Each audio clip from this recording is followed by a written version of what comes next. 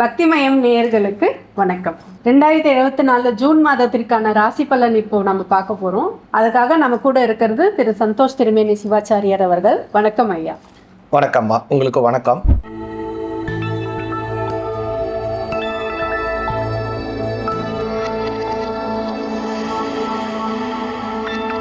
மகர ராசிக்காரங்களுக்கு அவங்களுடைய ராசிநாதன் 2ஆம் பாவத்தில் இருக்கார். 7.5 ஒரு பக்கம் இருந்தாலும் ராசிநாதன் சனி பகவான் நல்லது தான் செய்வார். 2ஆம் பாவத்தில் ஆட்சி பலம் பெறுகிறார்.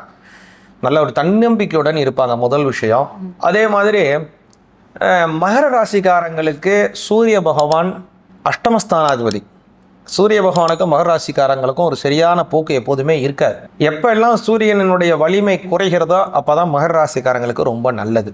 அந்த வகையில் அவர் இந்த மாதம் 15ஆம் தேதி சூரிய பகவான் என்ன பண்ணுறாருன்னா 6ல் மறைகிறார். கெட்டவன் கெட்டிடில் கிட்டிடும் ராஜயோகம் என்பாங்க பொதுவாகவே. அதனால் இந்த 15ஆம் தேதிக்கு மேலே 6ஆம் பாவத்தில் போகக்கூடிய சூரிய பகவான் மகர ராசிக்காரங்களுக்கு நல்ல பலனை அதிகமாக வழங்குகிறார். புதிய தொழில் வாய்ப்புகள் உருவாகவிருக்கின்றது. அதே மாதிரி ஒரு கருத்து வேறுபாடின் காரணமாக ஒரு இடத்துல நம்ம ஒரு விஷயத்துலேருந்து அதை மேற்கொண்டு வளர்ச்சி ஆகாமல் ஏதாவது நம்ம தயங்கி நிற்கிறோம். மேலதிகாரிகள் நம்மளுக்கு ஏதாவது மனஸ்தாபம், அதனால் நம்மளுடைய வளர்ச்சி இல்லாமல் இருக்குது. ஒரு இடத்துல நம்ம சுய தொழில் பண்ணிகிட்ருக்கோம், ஒருத்தர் அட்ஜஸ்ட் பண்ணி போகாதனால ஏதாவது பிரச்சனையில் நம்மள்கிட்ட ஏதாவது ஒரு விஷயங்கள் வளர்ச்சி ஆகாமல் இருக்கோம்னா அந்த விரோதித்த நபர் அந்த விரோதத்தை விட்டு உங்களிடம் ஒரு சுமூக உறவை ஏற்படுத்தி கொள்ளுவார். அதனால் உங்களுக்கு தடையாக இருக்கக்கூடிய வளர்ச்சிகள் அப்படிங்கிறது அந்த தடைங்கிறது நிவர்த்தி அடைந்து வளர்ச்சிகள் ஏற்படும், முதல் விஷயம். அதே மாதிரி பார்த்தீங்க அப்படின்னா, ஏன்னா இதெல்லாம் சூரிய பகவான் அஷ்டமஸ்தானாதிபதியாக இருக்கிறதுனால ஒரு அரசாங்கத்தில் ஏதாவது உங்களுக்கு ஏதோ ஒரு விஷயம், உங்களுக்கு ஏதோ ஒரு பணம் வர வேண்டியிருக்கு அரசாங்கத்துலேருந்து, இல்லைன்னா ஏதோ ஒரு ஆர்டர் வர வேண்டியிருக்கு, ஆனால் காலதாமதமாக ஆகிட்டே இருக்குது அப்படின்னா, சொத்து பிரச்சனை இருக்குது, அது பதிவில் ஏதோ ஒரு பிரச்சனை இருக்குன்னா, டிஸ்ட்ரிபியூட் இருக்குது அப்படின்னா, அதை இந்த மாதத்தில் முயற்சி பண்ணுங்கள். அது உங்களுக்கு நிச்சயமாக மகர ராசிக்காரங்களுக்கு இந்த மாதத்தில் சாதகமாக முடியும். கோர்ட் கேஸ் இருக்குன்னா எல்லாமே நிவர்த்தி ஆகும். அதே மாதிரி இந்த மாதத்தில் இன்னொரு சிறப்பு என்ன அப்படின்னா, 7ஆம் பாவத்திற்கு புத பகவான் வருகிறார்.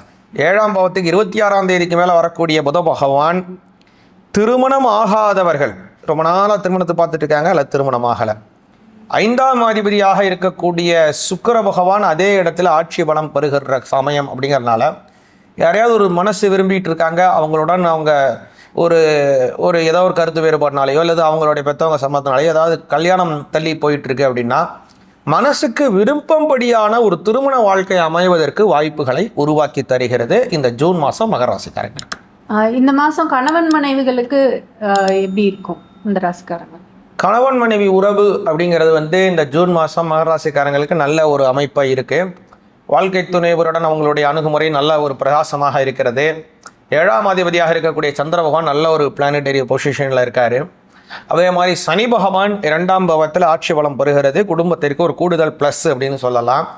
குரு பகவான் 3-12 கூடையவர் தான் பெரும்பாலும் கணவன் மனைவியோட சில சச்சரவுகளை ஏற்படுத்துவார்.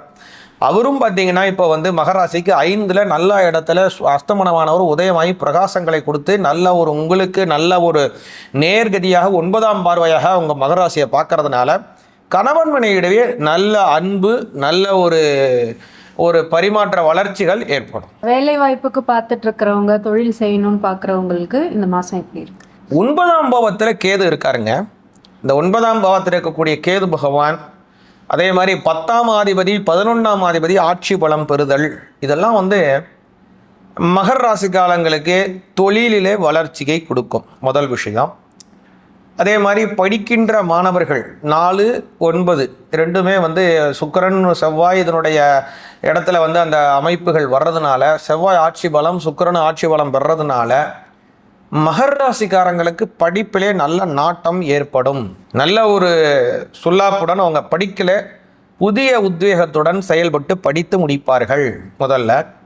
அதே மாதிரி குரு 5ல் இருக்கிறதுனால நல்ல ஒரு கல்வி சாலை, இந்த இடத்துல இந்த பள்ளிக்கூடத்தில் படிக்கணும், அதாவது இந்த கல்லூரியில் தான் படிக்கணும், உயர் படிப்பு இந்த இடத்துல தான் படிக்கணும்னு ஆசைப்படுறவங்களுக்கு அதே இடத்திலேயே அவங்க படிப்பதற்கான வாய்ப்புகளும் உருவாகுகின்றது. இந்த ராசிக்காரங்க எதுலெல்லாம் எச்சரிக்கையாக இருக்கணும் அது கொஞ்சம்? இந்த மகர ராசிக்காரங்க இந்த ஜூன் மாதத்தில் கவனத்துடன் இருக்க வேண்டியது என்ன அப்படின்னா, பண பரிமாற்றங்களில் கவனமாக இருக்கணும். ஒருத்தவங்களுக்கு பணம் கொடுக்குறீங்க அல்லது பணம் வாங்குறீங்க, அதை வந்து பெரும்பாலும் கேஷ் டிரான்சாக்ஷன் செய்யாமல், ஏன்னா 2ல் இருக்கக்கூடிய சனி பகவான் இருக்கிறதுனால பேங்க் டிரான்சாக்ஷனாக வைத்து கொள்ளுங்கள். அதனால் உங்களுக்கு ஒரு பல சிக்கல்களை எல்லாம் தவிர்க்க முடியும்.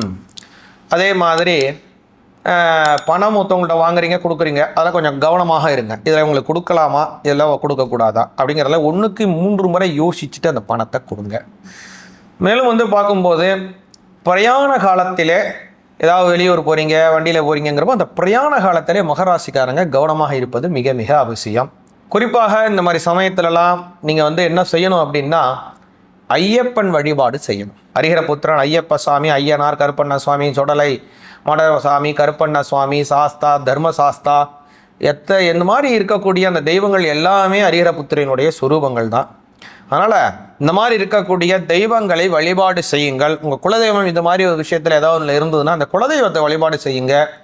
நல்ல பலன்கள் மகர ராசிக்காரங்களுக்கு இந்த ஜூன் மாதம் கிடைக்கும். ஜூன் மாதம் தங்களுக்கு, தங்கள் குடும்பத்தாருக்கும் நல்ல பலன்களை பெற்றுத்தரணும் அப்படின்னு பிரார்த்தனை பண்ணிக்கிறேன்.